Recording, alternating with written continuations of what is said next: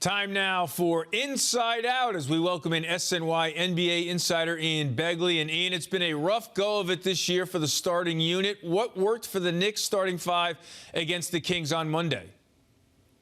Ball movement, player movement, Eamon. I think you saw all five guys commit to moving the ball, and Evan Fournier in particular just moving off the ball and getting Fournier open. Obviously, he starts with that 16-point first quarter.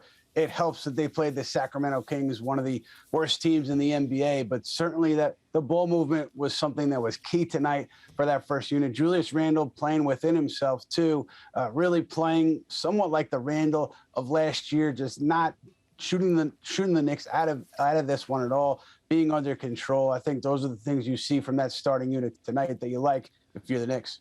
All right, as you mentioned, the Kings, not one of the elite teams in the NBA, so tough to figure out the significance of this one. So let's move off the court. What's the latest on any potential Julius Randle trade scenarios?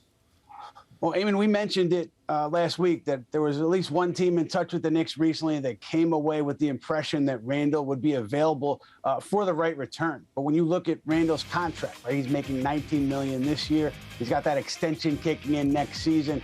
You're going to have to bring back a significant player if you're the Knicks. So it's not like you're just going to be able to move off of Randle and dump his salary. So you're going to be looking at players who are making commensurate money. De'Aaron Fox with the Kings is a player who's mentioned a lot in trade rumors recently. He did not play tonight, but I think that's a name that's going to be bandied about. His salary with Randle, you could make the math work by throwing a couple other players in there. So it's just something to keep an eye on.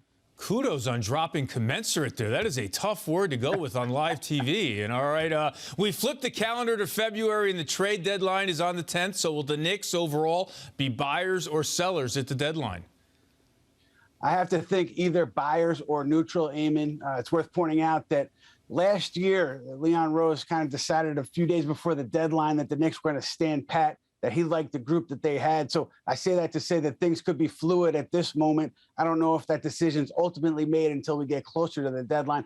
I can't see them being sellers, though, because of the way things have gone since Rose took over. I think this team is going to be looking to win games and continue to try to get into that play-in tournament or a playoff spot in the Eastern Conference. Now, that's certainly what the fans want to hear. Knicks now host Ja Morant and the Grizzlies on Wednesday. Eamon Begley, thanks for joining us here on Geico Sports Night.